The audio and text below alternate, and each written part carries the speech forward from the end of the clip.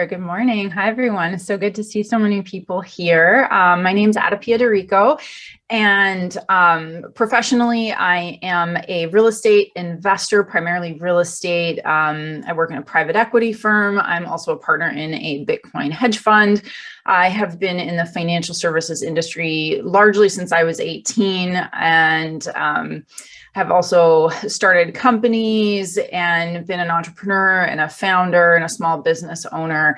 And my journeys basically have brought me back around to this place of truly empowering myself by building and owning and properly managing my wealth, because I did not always do that despite my background. So it's been a wonderful journey for me to feel this way. And at some point this year, I kind of woke up and said, if I feel this way and this is so good for me and I'm so well versed in it, then this is something that I have to share with others. And Jennifer and I have known each other for a few years. We've talked about this amongst ourselves, and so we're just thrilled to bring it to you and Leadership Global.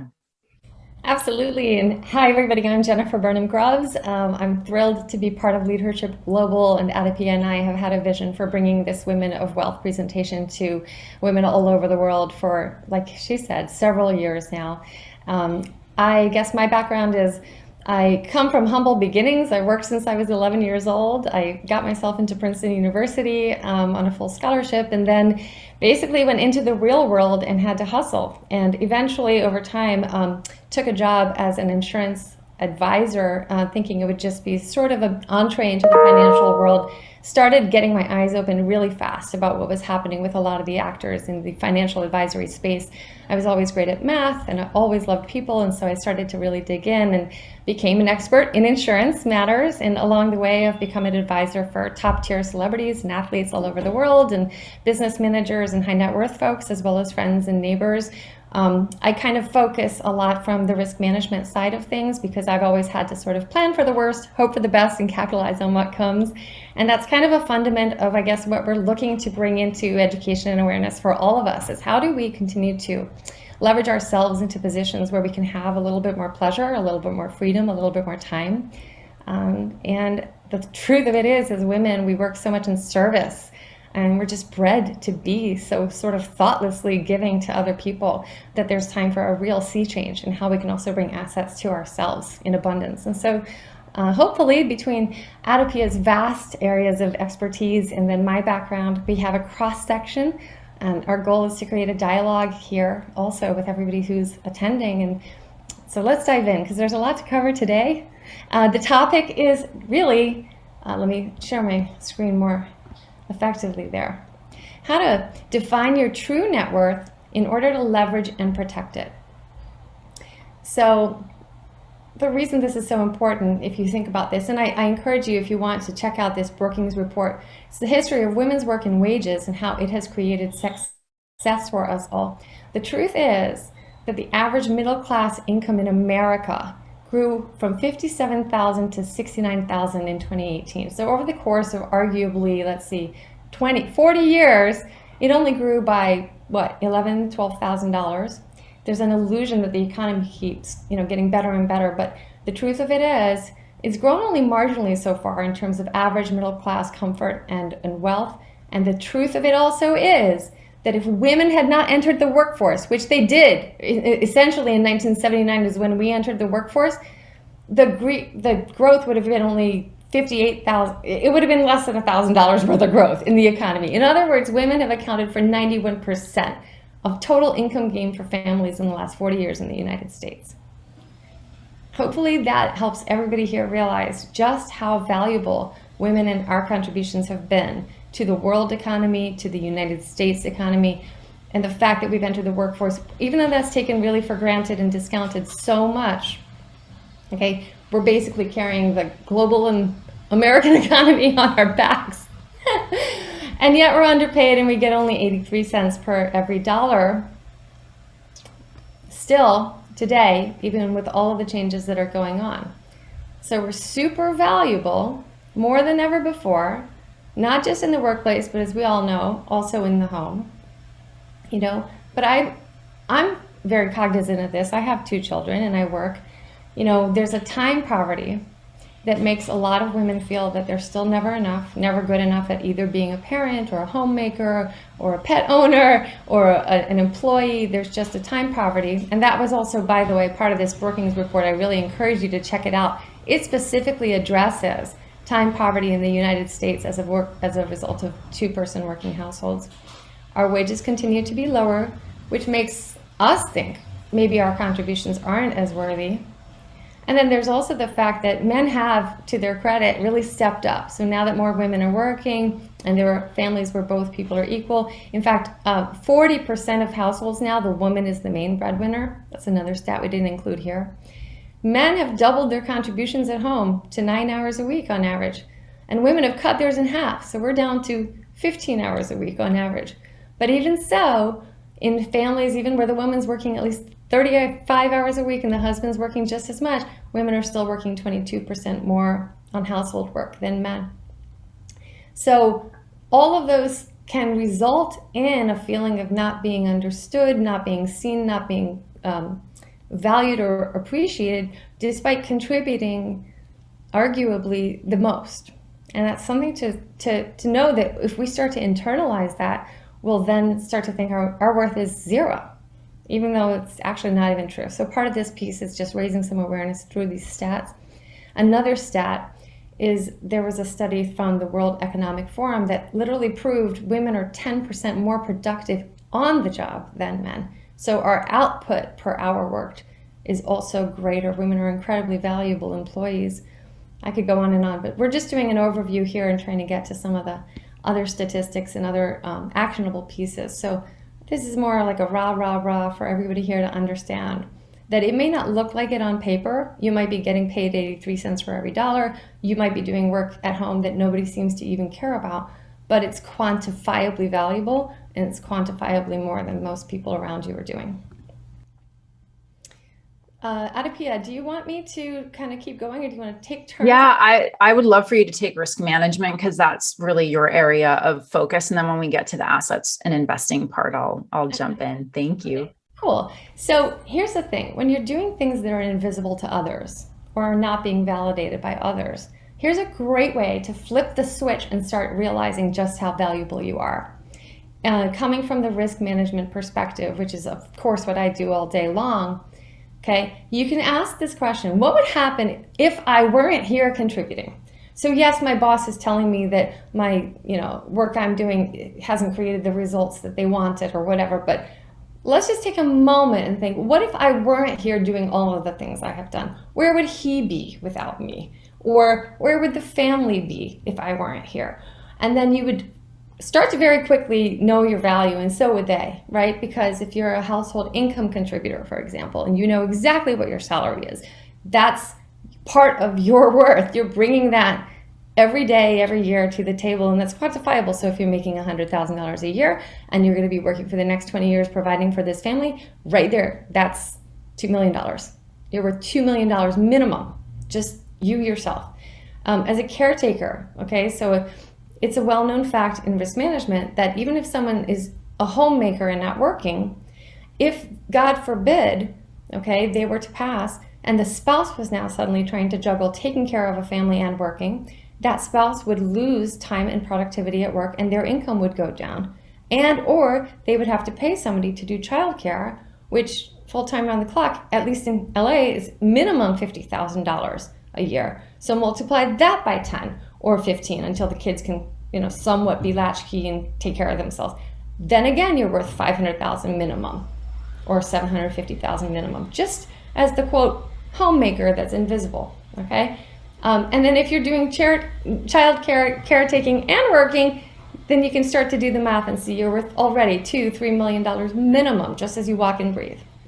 Then at a company, if you have an employee situation and you're a valuable rainmaker, or you're bringing in some sort of product or service for your team, you know the value of what you're doing. You know the value that they would have to hire somebody else to do the same job.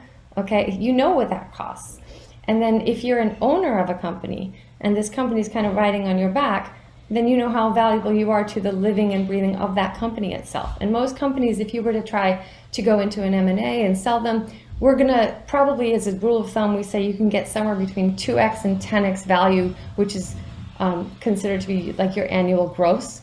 So if you're carrying a company on your back or a rainmaker for it or a key employee, you know the value of that company is 2x or 10x gross revenue. Start doing the math. That's part of your value. Okay, and then of course, a lot of women are disproportionately in charge of helping elder relatives, or they're donating on like time with boards or charities or whatever. If they were going to pay somebody to do that job, it's expensive. Do the math. What would it cost to pay somebody else to do that job? That all comes into your value. And by the way, risk management is usually about protecting against that value, against the God forbid what if scenario if you suddenly weren't there and they were going to be up a creek. And it's possible to protect that, and that is something you should be doing. So, we can have a whole conversation about that. But again, as a reminder, when you're feeling like the contribution's invisible, just flip that switch. Start quantifying exactly what you're bringing to the table, and that will help you validate yourself.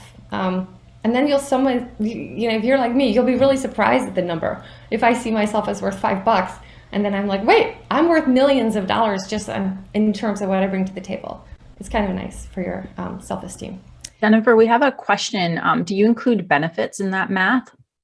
Oh, that's a great, if you're the one who has the good benefits at work, and most benefits today, the average American family pays $2,000 a month for insurance. So that's another $24,000 a year that you're bringing to the table. Is that what you meant in the question? Yeah, absolutely. Benefits are really, really important in America. And a lot of people work at jobs just for the benefits these days.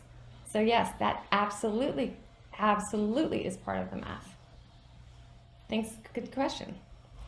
So there's, the risk management, which is the flipping of the switch. Maybe they're taking you for granted at home or at work for whatever reason. Just flip the switch and think about that and assert for your own self first the actual quantifiable value of what you're bringing to the table, and then know that number and bring that into your mindset. And that's part of it. And then here's another part of it. Adapia, you can take this slide. Yeah. So in the traditional sense of net worth, traditionally we're talking about assets minus liabilities. So in general, from a financial perspective, we want to see your net worth is going to fluctuate over time. And net worth is really meant to give you a snapshot of your financial situation at any given point in time. It is fluid. When you come out of college, you're probably having negative net worth because your liabilities, your student loans, et cetera, are much higher than anything you own. And so when we think about net worth value of assets, that is the more traditional sense of net worth. So the thing for me, the way I think about assets is really important, because there's a lot of definitions, and in a net worth calculation, some sites where people will say like you can include things like cars and jewelry, like anything you can sell for cash. I like to be a lot more specific with the way I think about my assets, is that what has inherent value, that's not something I can sell for cash, but is something that is going to grow in value and throw off cash. So make money for me. And we've had this narrative over time since the 50s that owning your home, that is a way to build equity and value. This is true. What is no longer true is that your home is going to be the thing you retire on. Really important. And so my perspective comes from building more assets and strategically using debt so that as your assets grow, they become income earning. Because currently, I'm the asset, you're the asset, right? You're the one working to make money. And what we want to do is get your money to make money for you. There's this, I've been rewatching 30 Rock, and there's this episode where Lemon says to Jack, hey, can you do that thing for me that rich people do and make your money make more money? Right? It's such a great little, it's like a great little skit. And it's like, that's exactly right. And it's not just rich people, right? It's totally doable. But some things to keep in mind with like assets. So assets are generally going to be your home, any kind of rental properties, any kind of investments, brokerage accounts, IRAs, et cetera. And it's an asset, even though you could sell your, Gucci purse for cash, that is not an asset. So when you're making purchases, and a car is not an asset, it's a depreciable asset. If you have a business and you can write your car off, that is fantastic. But you don't buy cars, boats, planes, like those are depreciable assets. Those don't actually add to true value on your net worth scale where you can build money that makes money for you. A really great statement here, just the way I said that your home is like, I wouldn't bank on my home being the thing I retire on. In fact, I do not. Same with inheritance. That's a bonus. If that ever happens, bonus, that's great, but not something that we can rely on to take care of us later. So another thing, because many of us are small business owners, is that your business is valuable, especially if it can be sold. And so that is definitely something to keep in mind. And most of us will have 401ks, IRAs are going to be in the stock market. So that also fluctuates up and down. On the liability side, we talked about the risk management work that Jennifer elucidated on so well. And another thing to keep in mind with liabilities are debts. So it's going to be your mortgages, student loans, credit cards, et cetera. And not all debt is created equal. There's ways to strategically use debt to actually boost your assets. And also something really important is how you arbitrage interest rates. So you actually always want to try to be refinancing, all things being equal, like depending on fees, but the lower you can get your interest rate, the less money of what you're earning goes to pay that off. Because as we're earning money, if we have to throw our money into debt for things that maybe weren't really enhancing our quality of life or our goals, that becomes a really important number. It's tens of thousands or hundreds of thousands of dollars over the course of decades. And so also, if you've ever needed to get a mortgage recently or a car or anything, your credit score also depends on how much debt you have. That's an important factor. And if your credit score is lower, you're going to get higher interest rates. So this is really important to understand our liabilities because they do have a massive impact on our monthly or annual or just like the way that we live and where our money goes in essence.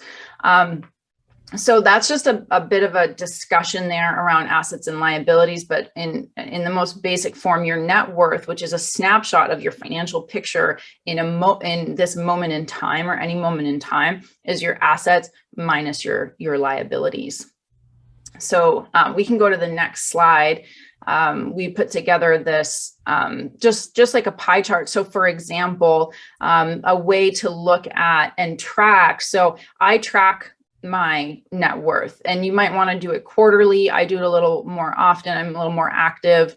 I could certainly track it hourly with some of the crypto stuff these days, but that's just like crazy making. You don't want to be in it that much. It's really enough to do it on a quarterly basis. Helps you understand what's going on. But to understand your financial assets fully, just start to make a list of everything you own that's valuable. And so this is a sample of one way that you could look at it. Yeah, and I'll add one thing. So what Adipia is saying is be choosy about what gets to be included in this list, right? So yes, your business is valuable, your home is valuable, your Prada purse, your jewelry, you would only have to sell that in a fire sale. You would lose money on it. That doesn't count. You're looking to basically only include things that have growth in their value there. Now we know the stock market's going to fluctuate and all that stuff, but there is long-term growth, theoretically. So only including the things that are poised for growth, not depreciation, when you're looking at your assets.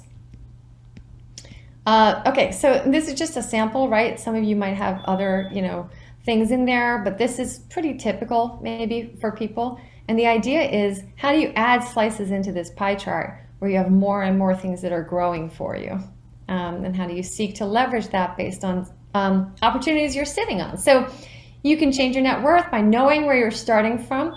And that's why that pie chart's important. Be honest with yourself, right? Even if you look at that pie chart and you're like, oh my God, I have nothing. That's okay. It's really okay to understand that. That's actually where we all begin is, oh my gosh, I don't have anything.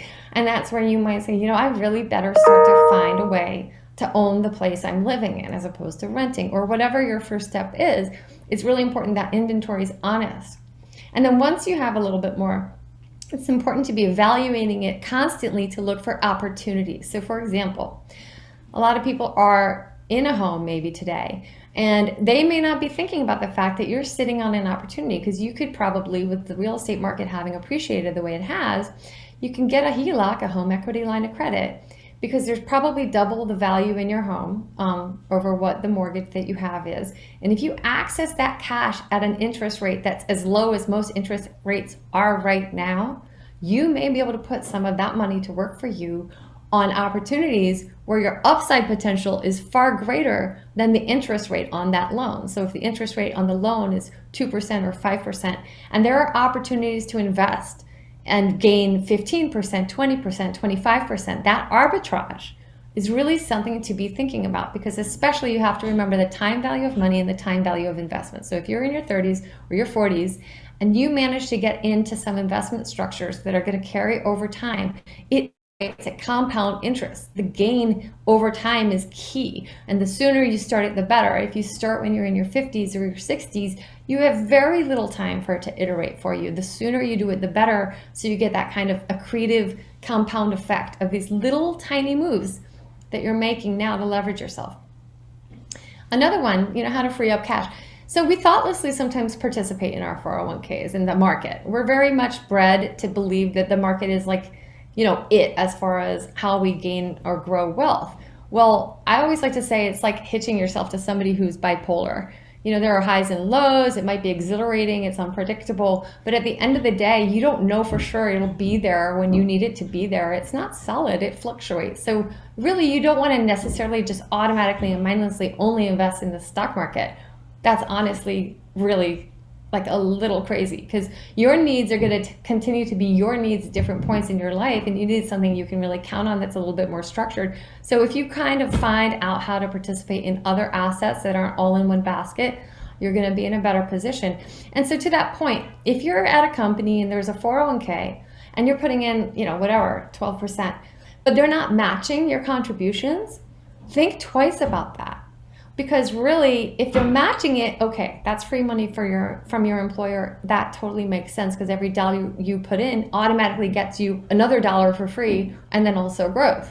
But if they're not matching, okay, then maybe you want to reserve and put just a little part of what you have into your 401k, and then look at where you can keep some of that cash flow available for other opportunities that you can start to play with and invest in.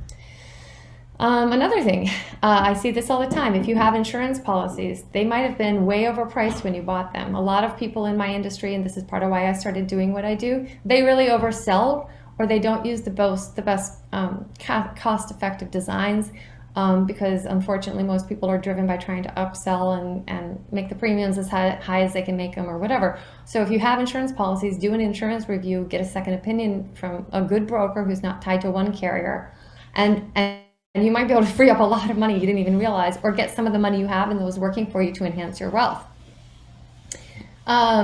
This is just like an encouraging thing.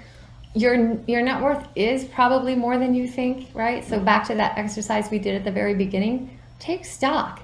Realize, even though sometimes people think there's just never enough, or they're always running behind the 8 ball or whatever, like take stock sometimes and realize, wait, I am sitting on a home. I could access a HELOC if I really wanted to. Maybe just that moment of taking stock can help position you to start thinking more clearly and less automatically. Oh, another big one of mine, like a huge pet peeve. If you have good credit and you're in any loan, find out if you could get a better loan rate, because you probably can. And if you get a really good loan broker, you'll probably beat what your bank is offering you.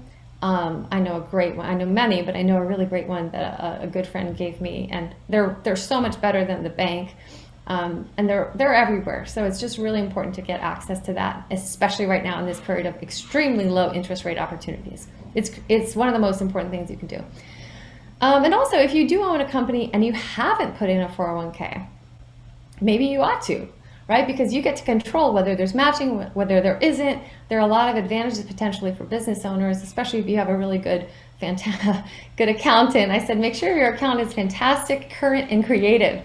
Yeah, you need them to be up to date on the new laws. You need them to understand how to leverage things. If you're just dialing it in and using like, I don't know, like doing your own taxes, or, you know, using somebody from like down the block that's like one of those cookie cutter places, think twice, especially if you own a business or have investments, because you could be leveraging much more strategically, and again, freeing up money that you're wasting on taxes. Okay, Adipia, do you want to take this slide? Yeah. So in general, we're talking about knowing your true worth and your value. So net worth financially, and then like worth and value from the risk management perspective, and what our time and our efforts are worth. And the key really is understanding and being constantly aware of this, because we're leveraging and redefining and also constantly refining. Like I said in the beginning, like actual net worth will fluctuate over time, and that's okay. And so having an overall picture, so having a financial picture of where you stand, this to me is baseline. It's baseline step to then take further steps. You have to know where you're starting from to know where you want to go.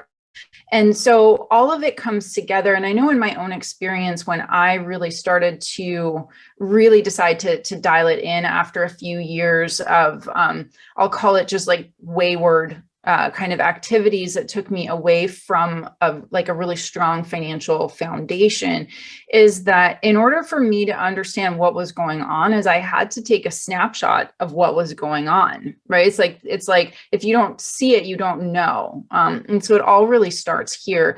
And, when it comes to the negotiations, as Jennifer talked about, it's like knowing your full worth and value helps you be a better negotiator. So, we get better results in everything when we clearly know how to communicate and what we're communicating. So all of this is about what, in order that we can communicate, in order that we can get access and grow and grow and grow in so many ways. And this is so much about from the inner to the outer. Like this is an inner work that then gets expressed on the outer.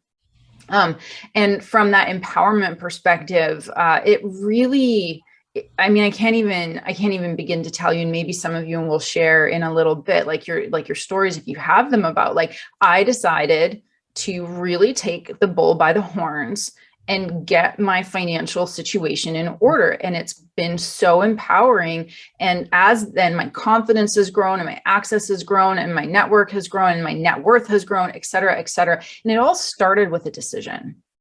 And it's like really important.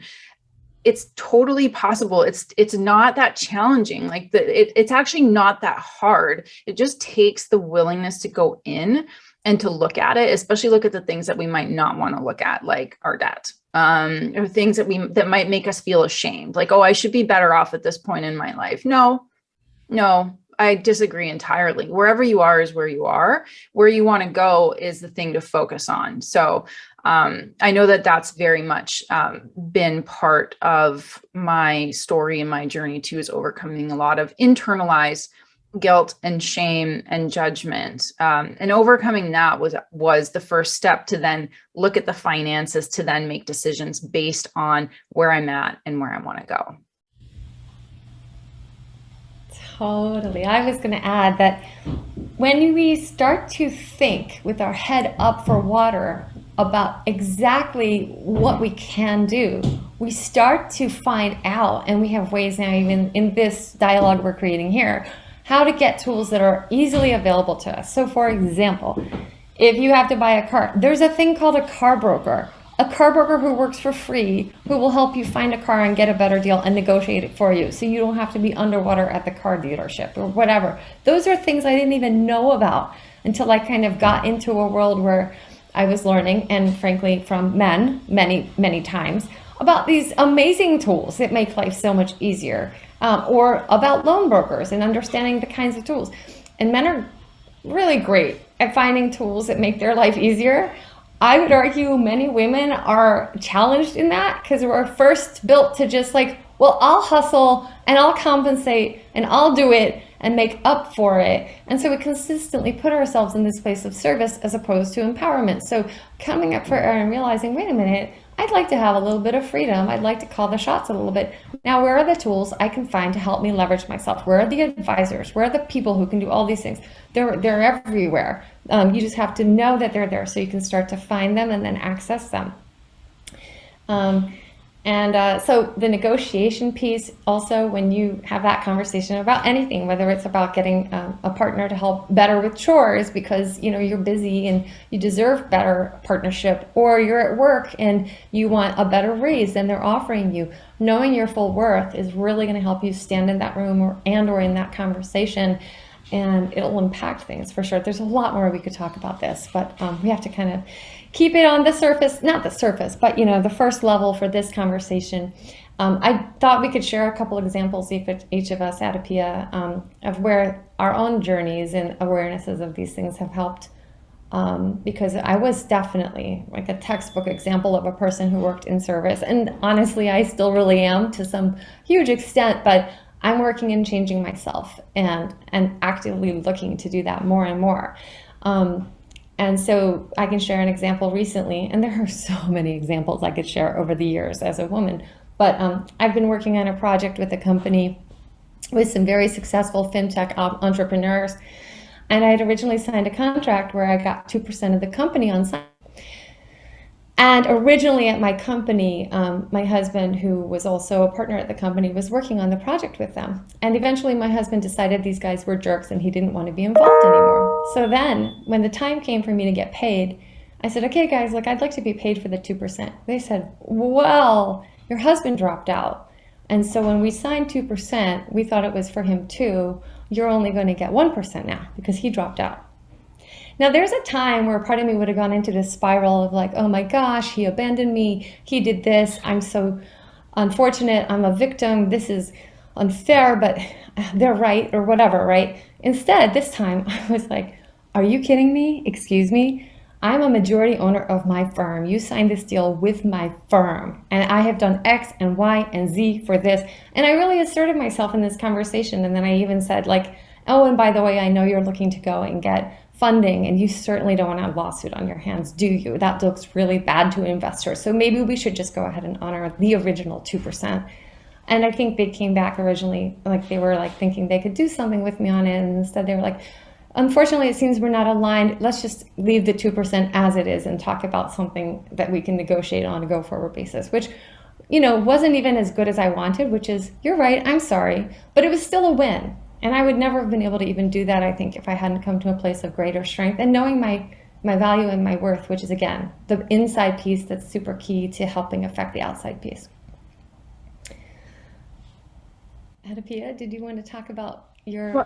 Yeah, I mean, I kind of talked generally before about like really kind of having that awareness and where it started. So I was thinking we could continue with the presentation and then hear from some of these, from the people that are with us. I'm really excited to hear your thoughts and what's been going through. So I'll just quickly this is a summary slide basically of, the conversation of value and net worth. So things to continuously bear in mind and leverage, and you'll get a copy of the slides, I believe, for people who've come and this video. So we have net worth, the financial value of assets minus liabilities. So essentially the difference between what you own and what you owe, some examples of assets, some examples of liabilities.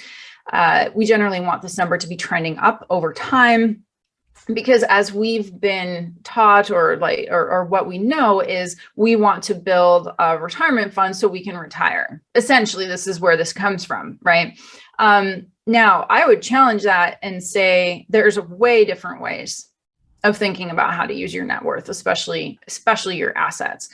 And, I'm thinking about creating economic value. So I want my money to make me money, right? I don't want to be the income earning asset all the time. I want to choose to work if I want to work. There's different ways of making money. I'm a big proponent of passive income. It's essentially what I do for a living with the real estate. And those are all also, by the way, they're very tax efficient. So you essentially don't pay tax on the income that you get from real estate if you do it right. And this is why a lot of people leave their 9 to 5 and they go into direct real estate, because there's so many tax advantages. But in general, the way that I really think about this as an investor and as somebody who is building a net worth that will create at least one extra income, or to be able to cover either mine or my husband's, in part for me, it's a necessity. We can't be dependent on a job. So whether it's from like my mom, from the way that she grew up, essentially like very poor in Italy, like, she was considered what you would call a peasant. And she really like had to work and work and work. And she instilled that in us, like your financial independence, your independence is you have your own money, which was very kind of advanced for that time. And that's how she grew up. However, that is not true anymore. It's not only true anymore. You can't be in this, I'm going to continuously work for my money. And when I think about net worth, I'm trying to create a set of assets. So whether it's investment properties or syndications or just the equity side of it, that makes me money, that hits a target return annually. You can call those dividends for the most part. Like there's interest, there's dividends, there's distribution. And that we can have a different discussion about like tax implications of each one. But essentially what I'm trying to get at is I work towards, and I encourage everyone to work towards, a number that multiplied by a percentage can give you income today. You don't have to wait for retirement and draw down your funds. You can start doing that today strategically so that you have extra money every month, which in my case, I use it to reinvest. Because it helps to build the net worth over and over and over and over again, so that when I hit a target net worth, my working hours are 100% my choice. And that gives me a lot more independence, which is really important to me, a lot of flexibility. And it allows me to move out of what has essentially been for me a survival state. I'm not from the US. I was born in Canada. My parents are Italian. And I've lived in like multiple countries all over the world. I make more money now than I've ever made. I do not feel safe here. And it's not because I'm not safe in America, somebody's going to hurt me. I don't feel safe because of the way the country, the system is set up around healthcare, around all kinds of things like that. So partly for me, I know where I'm coming from. I'm coming from a place of creating a stability and a foundation that then over time gets to be to a place where I'm no longer in survival mode. Now that's me. I have huge awareness of myself, and I invite everybody to do the same. So when I think about net worth and assets, I'm thinking, how can I make that money make money for me? How do I leverage the assets so that, as it says down in that pink box, you don't always have to be the income earning assets? And, Jennifer, do you want to take the value of contributions piece? Yeah, sure. So one thing you want to do is protect against the worst, against, the God forbid, what if bottom dropping out from things. And that's where the risk management piece comes in, is making sure you've got protections for things that protect your business, protect your family, protect yourself. If God forbid you lost a partner that you are not codependent, but, co-creating a life with, other things. Then also becoming aware of your earning potential. So one of my really good friends was a master at renegotiating positions for herself over time. She would understand that, she started as a legal secretary and she was getting a salary of $75K. Well, rather than staying at the same company for 30 years and maybe getting a 2% raise, she would talk to headhunters regularly. And every few years, she would negotiate a new job somewhere else that would give her not just more salary, but also more vacation time paid. So she kept negotiating upward and upward because she understood her worth and she leveraged it instead of only thinking in service, which is, again, what we as women are often taught to do. Also, going into trying to choose very wisely with how you're allocating your time instead of getting into automatic service reflex. It's what men are really good at is, how is this serving me? What are my top priorities that'll help leverage me into the position Adipia just described, which is where can I put time into something that's going to give me passive income, where I'm going to actually not be in survival mode? Maybe I should prioritize something I can do today in addition to my job that's going to position me over the next 10, 15 years for more comfort, and starting to prioritize and think very cogently on what leverage you have today and how you can allocate it for a higher reward. Because it is really important that, you don't want to be like making your money because you were able to burn out yourself like a piston for 40 years. Ideally, if you're that valuable, you can also work for 20 years and use your smarts and talents to get the other 20 years paid for through smart leverage and good protection.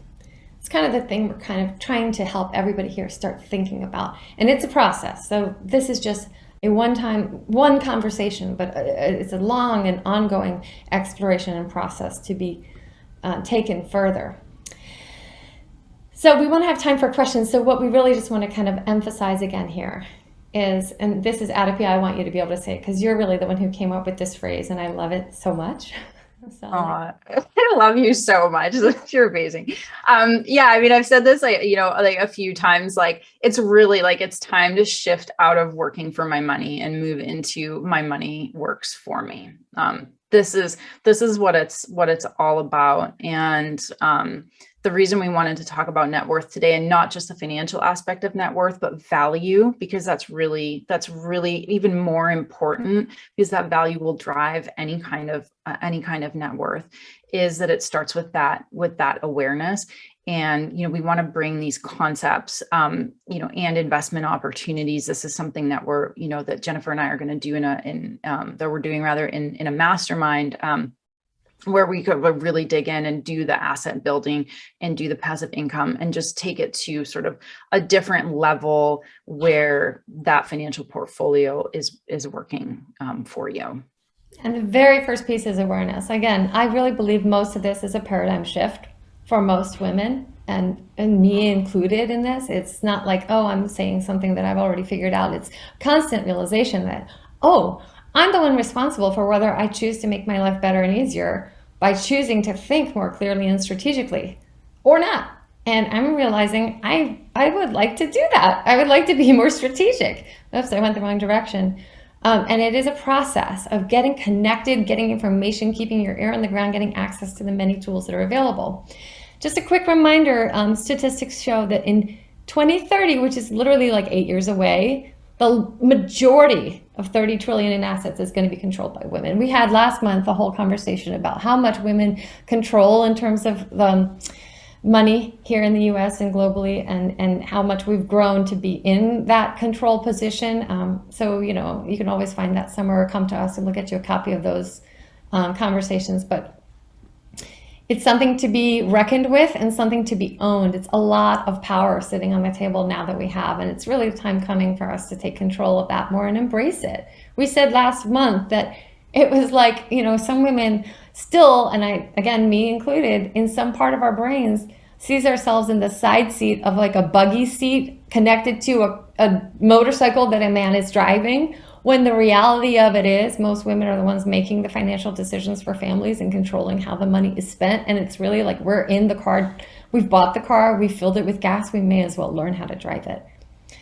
So please, if this has been inspiring and you're interested in going further with any of this, be sure to know that you can join us here every month with Leadership Global. We're doing an ongoing series on micro topics, and so we love having people here. The whole goal is to help you build more of a foundation and get generational wealth working for you that's aligned with your goals, because it's wonderful when you can put the power of your wealth and money to work for good.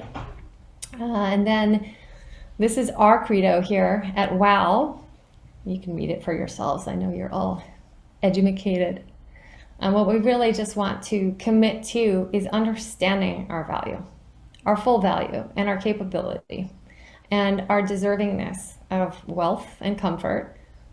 Honestly, it's funny. My daughter got a fortune cookie once that said, "Oh, you will be wealthy." And she said, "No, I don't want to be wealthy. I want to be good," because she somehow thought you couldn't be both. And I said, oh my gosh, honey, it's so much better if money can be in the power of good people, in the hands of good, because then money's a magnifier. You can do more good with money, or it magnifies whatever you are already. So if you're good and you have money, then you can do more good with it. And that's the goal, to have all these beautiful women and all that we bring to the table to have more control over how wealth is shared and enjoyed and grown.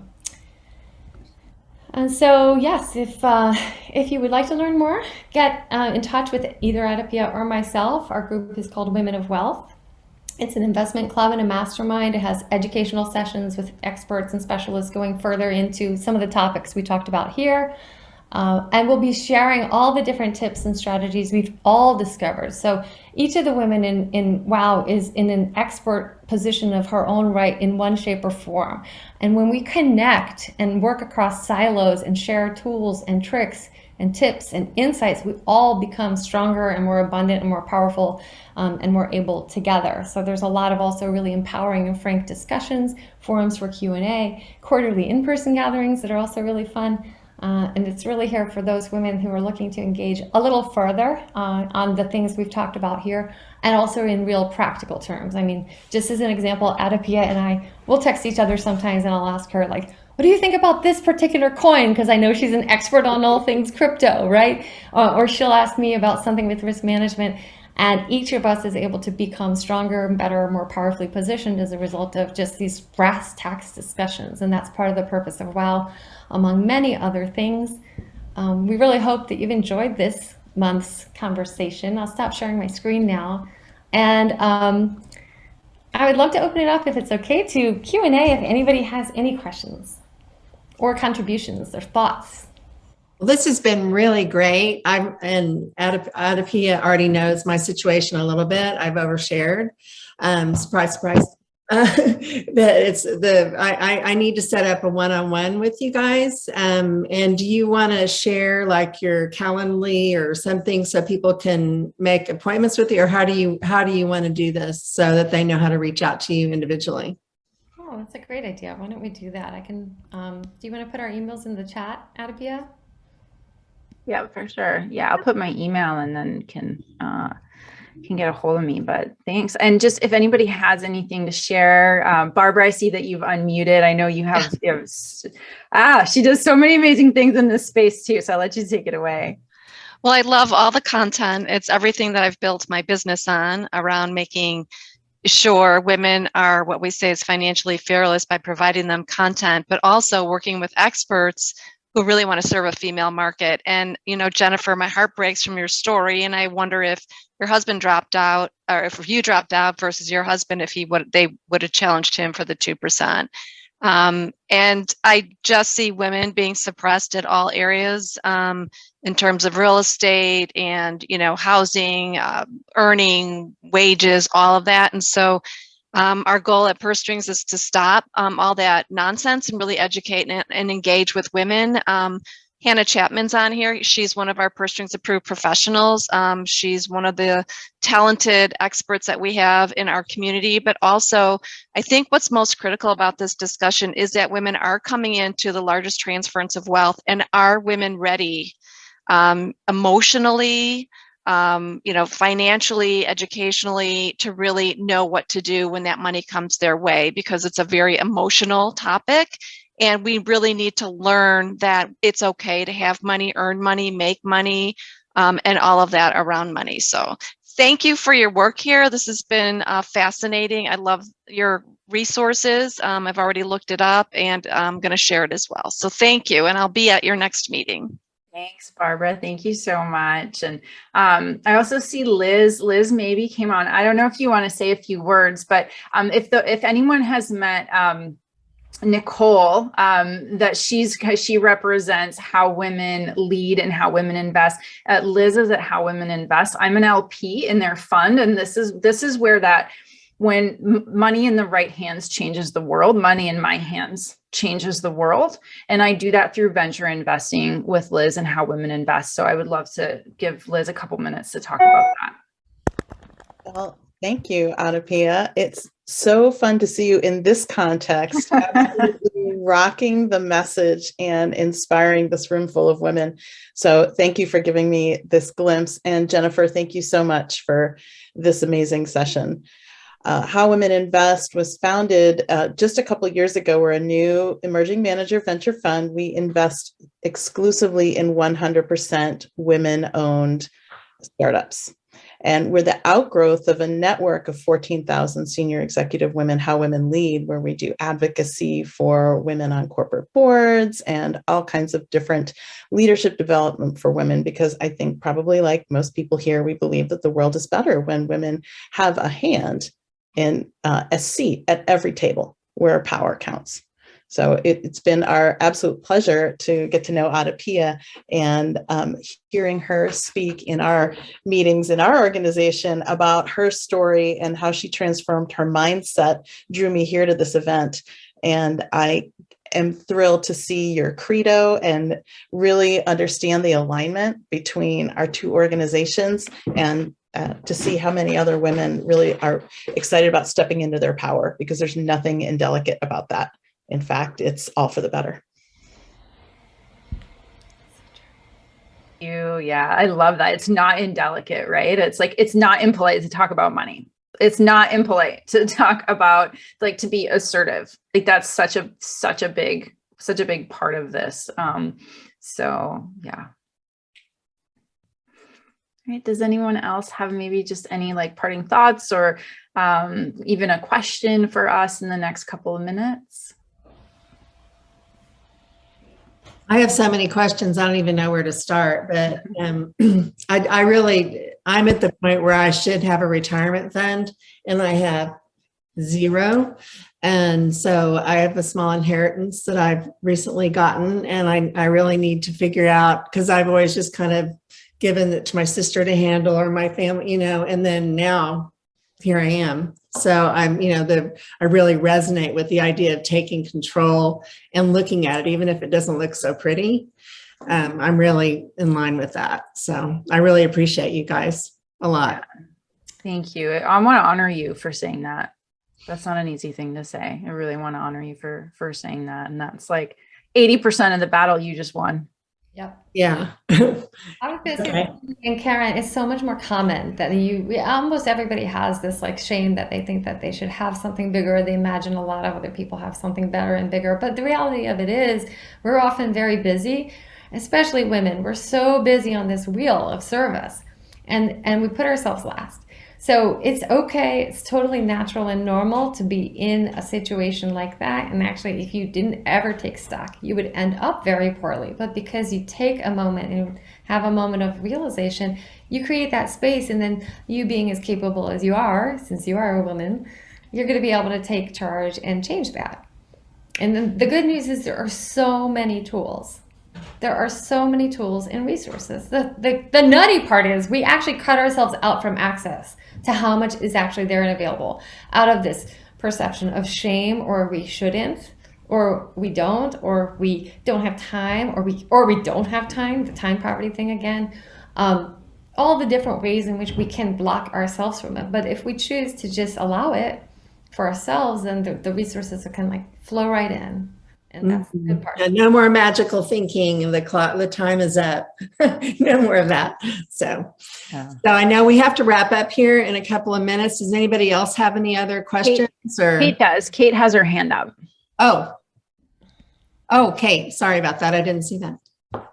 Yeah, sorry. We might not have enough time, but I personally really love to do my numbers check-ins, and I'm a little bit more addicted than quarterly, like unabashedly.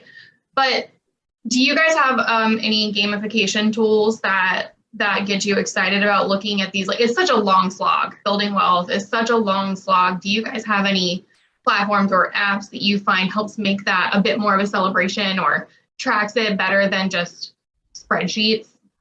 That's a really good question. The gamification, that's that celebrating part. I have a trouble with that, because I'm like, oh, I'm spending money on myself. That's like a whole other, thing. I use spreadsheets. There's a lot of apps that you can connect all your bank accounts. I'm not a huge fan of that for like, maybe like security purposes and stuff like that. Like it's beautiful. Like if you have Betterment or Wealthfront, you can connect everything and they can tell you how close you get to retirement, or Personal Capital is another one, or even like, I know SoFi does it now. Everybody does it. They all want access to your data so they can sell to you. So I'm not a huge fan. I really like my spreadsheets. And I'm not sure, that's a really good question. I have to think about how can we gamify it so that it's. If not, I'd love to do that with you, because I Yeah. have so many ideas on that, on what an app could do. Because I just realized during this that I'm going to be reaching a very significant milestone in my net worth. Had no idea. And I want to make it kind of want to recognize that and pause in it for a minute. Yeah, you should. Yeah, let's talk about that. That would be really fun. Yeah, let's do that. All right.